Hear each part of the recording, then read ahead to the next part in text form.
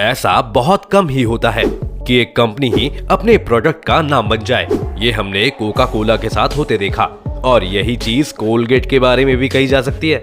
लेकिन इस तरह की सक्सेस के पीछे ऐसी बहुत सी स्टोरीज होती हैं, बहुत सी मेहनत होती है जो अनदेखी कर दी जाती है।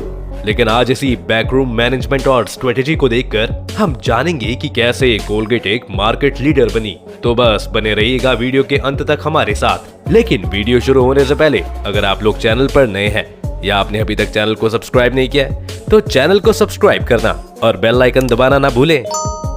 कोलगेट के सभी स्टेप्स मार्केट पर की गई रिसर्च से प्रेरित है। जैसे कि कोलगेट ने अपना पहला टूथपेस्ट 1873 में बेचना शुरू किया, जब कोलगेट की शुरुआत करने वाले विलियम कोलगेट की मौत को 16 साल हो चुके थे और तब तक कोलगेट सिर्फ सोप बेचा करता था। एक मार्केट रिसर्च ने यह दिखाया कि मार्केट में ओरल हाइजीन प्रोडक्ट्स की काफी डिमांड है और यहाँ से कोलगेट की जर्नी की शुरुआत हुई। आज कोलगेट हर साल 6000 करोड़ डॉलर्स की सेल करता है, जिसमें से 64% सेल्स उनकी इंटरनेशनल मार्केट से आती है। अगर भारत की बात करें तो 56% लोग भारत में कोलगेट ही यूज करते हैं और अर्बन एरियाज में तो ये नंबर 78% तक है। कोलगेट की इंटरेस्टिंग स्ट्रेटेजी है अपने कस्टमर्स को समझाना। 1991 में कोलगेट ने कोलगेट क्लासिक और कोलगेट प्लस नाम से 2 टूथब्रश लॉन्च किए, जिसमें से कोलगेट प्लस एक प्रीमियम सेगमेंट था और कोलगेट क्लासिक से थोड़ा सा महंगा था। मजेदार बात तो ये है कि दोनों ब्रशेस में कोई खासा फर्क नहीं है और ना ही कोई एक दूसरे से बेहतर है,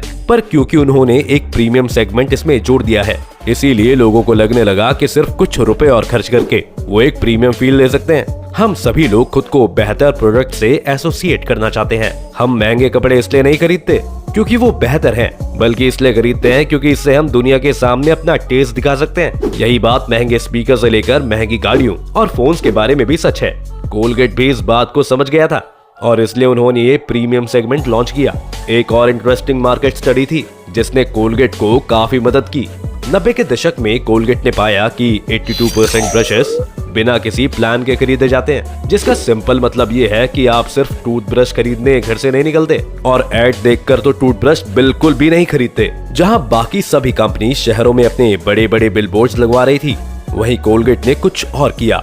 उन्होंने स्टोर्स के अंदर इस तरह के स्टैंड्स लगवाने शुरू कर दिए जो बहुत ही अट्रैक्टिव थे।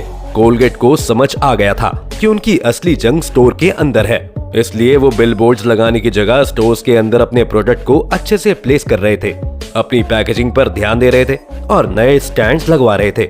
इस सब की वजह से भी जो लोग स्टोर्स जाते थे उन्हें कोलगेट का स्टैंड जल्दी दिखता था और अगर उन्हें टूथब्रश चाहिए होता तो वो उसी स्टैंड से उठा लेते थे।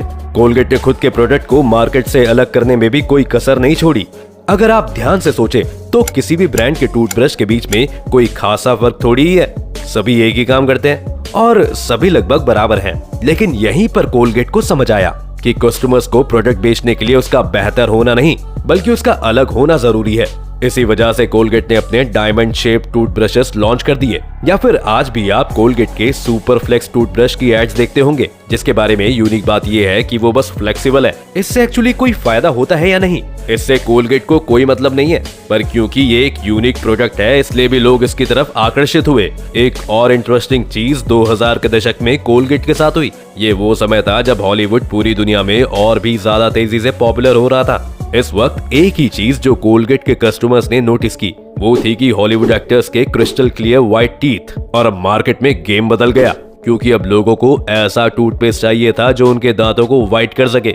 अब परेशानी ये थी कि बॉलीवुड सेलिब्रिटीज के व्हाइट टीथ उनके टूथपेस्ट के कारण नहीं बल्कि एक सर्जिकल प्रोसीजर के कारण होते हैं। इसे डेंटल वेनरिंग कहते हैं, जिसमें एक डेंटिस्ट आपके दांतों की अपर लेयर को शेव करके वहां पर एक फेक लेयर इंस्टॉल कर देता है। कोलगेट ने इस मौके को जाने नहीं दिया बल्कि उन्होंने कई सारे हॉलीवुड सेलिब्रिटीज को मार्केटिंग कैंपेन के लिए हायर कर लिया और एक नया प्रोडक्ट लॉन्च किया जो था कोलगेट विजिबल व्हाइट। लेकिन मार्केट के बारे में एक ही चीज है जो कभी नहीं बदलती और वो ये है कि मार्केट कभी भी बदल सकता है। और ये हुआ भी। 2010 के करीब वो वक्त आया जब लोगों को अपनी डेंटल हेल्थ की चिंता ज्यादा होने लगी। अब उन्होंने फिर से व्हाइट टीथ छोड़कर हेल्दी टीथ की तरफ आगे बढ़ना था और इस रेस को ओरल बी जैसी कंपनीज जीतने लगी क्योंकि ओरल बी का पूरा मार्केटिंग कैंपेन ही खुद को एक मेडिकल डिवाइस दिखाने में फोकस करता है, पर लोगों का ट्रस्ट जीतने के लिए भी कोलगेट ने एक काफी मजेदार स्ट्रेटेजी अपनाई। आपने देखा होगा कि कोलगेट की एड्स में बार बार ये कहा जाता है कि इंडियन डेंटल एसोसिएशन या IDA कोलगेट को बेस्ट ओरल हाइजीन ब्रांड मानता है, जो कि सच भी है। लेकिन इसके पीछे भी एक खेल है। कोलगेट के पास एक रास्ता तो ये था कि वो सचमुच अपने प्रोडक्ट्स को इतना सुपीरियर बना दे कि IDA को ये मानना ही पड़े कि कोलगेट बेस्ट है, या फिर वो रास्ता अपनाए जो फाइनली उन्होंने अपनाया। कोलगेट के पास बहुत पैसा था और इसलिए उन्होंने IDA के इवेंट्स को स्पॉन्सर करना शुरू कर दिया। आज भी IDA अगर कोई इवेंट करवाए या उन्हें डोनेशन की जरूरत हो तो कोलगेट सबसे पहले अपनी जेब ढीली करने के लिए तैयार रहता है, ताकि उन्हें लगातार IDA का ये अप्रूवल मिलता ही रहे। कोलगेट इसी तरह काफी लोगों को स्कॉलरशिप बांटता है, कुछ नेशनल कॉन्फ्रेंसेस को भी होल्ड करता है और कई सारे कॉम्पिटिशन्स भी उनके ब्रांड के तले ही किए जाते हैं। आज के समय में लेकिन कोलगेट के लिए एक और अलग समस्या थी, और वो भी थी स्पेशलाइजेशन की। अब लोगों को ऐसा टूथपेस्ट नहीं चाहिए था जो सभी काम कर सके, उन्हें बस वो टूथपेस्ट चाहिए था जो उनकी प्रॉब्लम को सॉल्व करे। जैसे कि जब टूथ डेके की बात आई तो वो ओरल बी लेने लगे, जब सेंसिटिविटी की बात आई तो जर्मन ब्रांड सेंसोडाइन ने मार्केट आकर कब्जा कर ली, और इसी तरह कई और ब्रांड्स भी धीरे धीरे इस मार्केट में अपनी जगह बना रहे थे और कोलगेट को चैलेंज कर रहे थे। कोलगेट ने भी मार्केट की हवाओं को समझा और थोड़े से वक्त में ही हर एक प्रॉब्लम के लिए एक टूथपेस्ट लॉन्च किया। आज अगर आप कोलगेट का टूथपेस्ट खरीदने जाएंगे तो वहाँ पर आपको चारकोल वाला टूथपेस्ट भी मिलेगा, और कोलगेट विजिबल व्हाइट भी, Colgate gel, Colgate sensitivity, Colgate herbal, Colgate active salt या कोलगेट टोटल। ये सभी प्रोडक्ट्स दर्शाते हैं कि कोलगेट हर तरह के कस्टमर्स के लिए कुछ न कुछ बनाने की कोशिश कर रहे हैं, ताकि सालों से जो उसने लोगों के बीच ये ट्रस्ट बनाया हुआ है उसका फायदा लेते रहें। कोलगेट अपने प्रॉफिट्स के रास्ते में खुद को भी नहीं आने देता और खुद की बात से मुकरने के लिए भी तैयार रहता है। जैसे अगर एग्जाम्पल के तौर पर देखा जाए तो जब कोलगेट ने भारत में एंट्री की थी तब ज्यादातर लोग नीम की टहनी, नमक या फिर कोयले की राख का भी इस्तेमाल अपने दांतों को साफ करने के लिए किया करते थे। लेकिन तब कोलगेट ने एक बहुत बड़ी मार्केटिंग कैंपेन चलाई और लोगों के बीच में ये मैसेज दिया कि किस तरह इन चीजों से आपके दांतों को ज्यादा नुकसान होगा और ये डैमेज से आपको नहीं बचा पाएंगे। जब लोगों ने कोलगेट खरीदना शुरू कर दिया तो आज कई सालों बाद कंपटीशन बढ़ने लगा, और आज वही कोलगेट खुद को मार्केट से अलग दिखाने के लिए कभी कोलगेट एक्टिव सॉल्ट लॉन्च कर रहा है तो कभी नीम वाला कोलगेट हर्बल, या फिर जिस राख को वो नुकसानदायक कहते थे आज वही उन्होंने कोलगेट चारकोल के रूप में मार्केट में एक प्रोडक्ट के रूप में खड़ी कर दी है। अब ये सही है या गलत, ये फैसला तो आपके हाथ में है, लेकिन कोलगेट जैसी कंपनीज हमें ये जरूर बताती हैं कि धंधे से बड़ा आपका बिलीव नहीं हो सकता।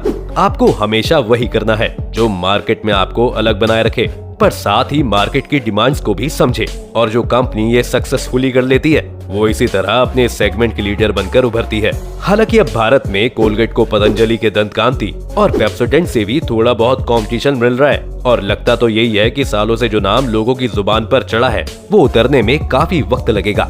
आपको क्या लगता है, क्या कोलगेट इसी तरह मार्केट लीडर बना रहेगा या फिर कोई इंडियन ब्रांड उसे टेक ओवर कर लेगा? अपनी राय हमें कमेंट्स में जरूर लिखें। उम्मीद है आपको आज की इस वीडियो से कुछ नया सीखने को मिला होगा। अगर आपको ये वीडियो पसंद आया हो तो वीडियो को लाइक करें, और अगर आप चैनल पर नए हैं या आपने अभी तक चैनल को सब्सक्राइब नहीं किया है तो चैनल को सब्सक्राइब करना और बेल आइकन दबाना ना भूलें।